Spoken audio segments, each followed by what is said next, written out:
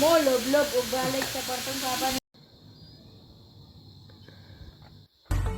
Hello guys! Ngayon is pupunta na talaga tayo sa Moalboal kung saan nandun ang bahay namin at yung ang puntod ng asawa ko. Ganito kasi yon. Nung hindi pa ako nakauwi sa Pinas is pinaplano ko na talaga na diretso ako doon sa Moalboal kasi yun talaga na nung namatay yung asawa ko ay hindi ako nakauwi. Since hindi na ako nakauwi is kailangan kong pupunta doon agad nung kauwi ko. At nang dahil sa pag-uwi ko ay nagkasakit ako, inubuat ko, nilagnat at sinipon. At nagkataon din na Semana Santa, so kailangan na may service tayo. So wala naman akong sasakyan na kailangan i-service papunta doon kasi alam nyo naman na wala na yung asawa ko. Wala nang magdadrive para sa amin ng anak ko. At kung pupunta naman kami sa terminal, ang taas ng pila doon, ang daming tao kasi Semana Santa, lahat ay uwi sa probinsya. Kung makipila pa ako doon, hindi ko nakakayanin dahil hindi talaga maganda ang pakiramdam ko. Kaya nauna akong umuwi sa probinsya namin sa Bourbon. Dong, nanak ko dong. Sorry dong. Sorry, karoon ako nakauli. Pasensya na dong ha. Nag-offer kasi yung pinsan ko na ihatid niya kami sa Bourbon kasi mas malapit yun. Kaya inisip ko din na mas mabuting hindi ko sayangin yung panahon at araw para mauwi ako sa probinsya namin para pagkatapos ng Semana Santa is punta na naman ako sa Moalboal. Mahirap talaga yung sitwasyon ko kasi yung biyahian is from north and south. Nung kinabukasan pag-uwi ko sa Moalboal is namili ako ng materialis para may pagpatuloy ang pinagawa naming boarding house sa asawa ko. At sakto na pagkatapos kong namili ng materialis, nag-message din ang anak ko na kailangan kong babalik sa Mandaue para tulungan ko siyang mag-rent ng susuotin niya para sa graduation ball. At since na nauwi ako sa Pilipinas ay kailangan kong tuparin yung mga hiniling niya sa akin para maging mama naman tayo minsan sa kanya. Nagkamali din kasi ang inisip niya. Akala niya yung graduation ball niya is nung next day pa. So, ang sabi is kinabukasan na pala. Kaya nagkaganon yung schedule. Pagkatapos ko doon is babalik na naman ako ulit sa Moalboal para ipagpatuloy na yung pinatrabaho ko na boarding house doon kasi wala na talaga tayong maaasahan dahil wala na yung asawa ko. So grinab ko na ito ang opportunity na nakauwi ako at dito pinatrabaho ko para din na may matapos na isang room. Mahirap din talaga magpatrabaho kasi lalo na sobrang mahal yung materyales at lalo na pag wala tayong budget. Sa budget kong dala, isa lang room talaga ang makaya kong tapusin. Kung meron man ay dalawang room, saka na lang. Tapos finish ko yung labas para pag may rent na is kailangan na pulido na yung labas ba. Tapos kailangan ko ding mapablessing to kahit isa lang munang room na matapos para pag may rent na may blessing na. Kaya madalian itong ginagawa kasi lang ako sa Pilipinas 21 days lang, so kailangan matapos yung isang room, pero actually tapos naman yung isang room niya. Yung dalawa lang talaga ang hindi pa natapos, pero kunti na lang siya, yung na lang, tiles na lang sa loob at na lang siya, yung CR niya, yung bowl, gano'n na lang at yung kitchen. So, yun na lang siya ang kulang. Pero hindi talaga matatapos itong taon na ito dahil kapos na tayo sa budget. Tapos, alam nyo na, may utang is dapat bayaran.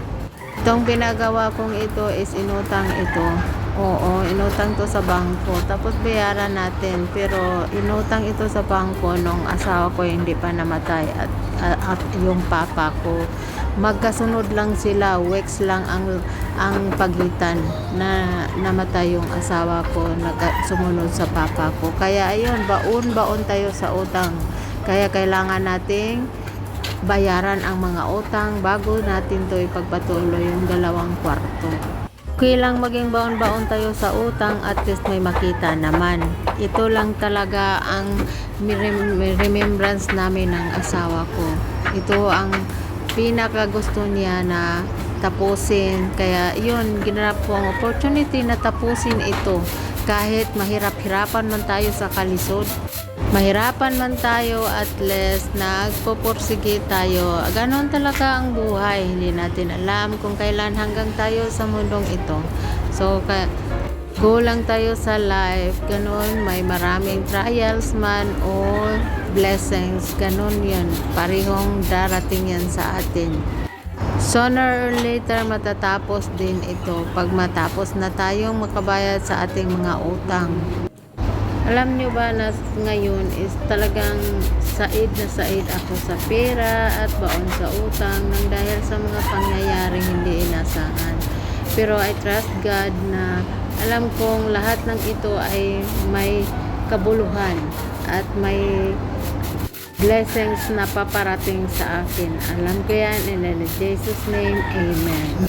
Nagpapasalamat din ako sa mga kapatid ng asawa ko kasi tinulungan sila ang nagtrabaho dito. Tapos, tinutulungan din nila ako dito ng maglilinis. Ayan, sobrang ano sila sa akin. Tumutulong talaga sila. Tapos, nung umuwi ako, alagang-alaga kami ng anak ko.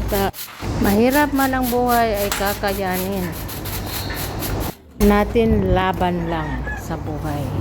At ito na naman ako, naging emotional na naman ulit sa mga pangyayari. Na-recall ko kasi lahat-lahat ng mga pangyayaring ito before 2023 dahil masaya kami nung dating pag-uwi ko. Last na uwi ko is 2023, kaya ayun, naging emotional tayo. Ganun. Pagkatapos sa buong araw naming trabaho is kailangan namin mag-relax na, mag-unwind sa gabi kasi hindi na siya mainit kasi sa araw sobra talagang tirik ng araw, sobrang init. Kaya yun sa gabi is doon kami naghapunan sa plaza sa Moalboal.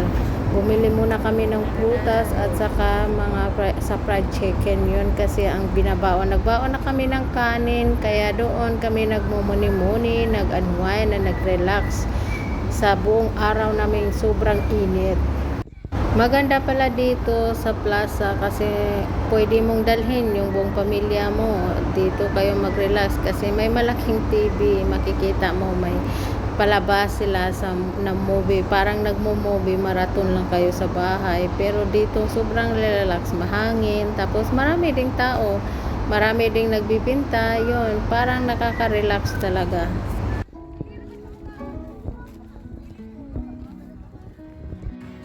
Lagi ko anak ko. Olas just to nito pagkuha. Yung mga manghod gadula. Yan ako ba? Ikaw dito gawa. Ang kay 3,000 kapin baya palit ato. Maalag ko ba?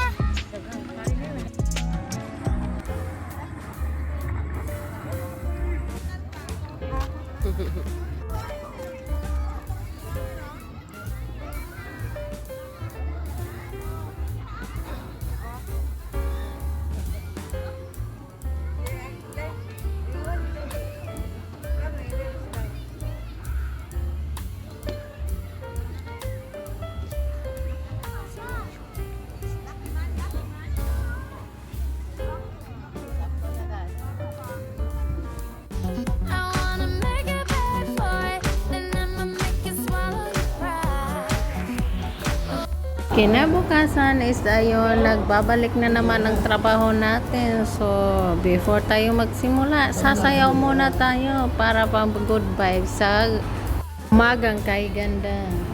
Inaliw ko na lang talaga yung sarili ko dahil ayaw ko nang maalaala yung iba. Kasi pag magsimula kasi akong umiyak is talagang iiyak ako at ayan mamamaga yung mga mata natin.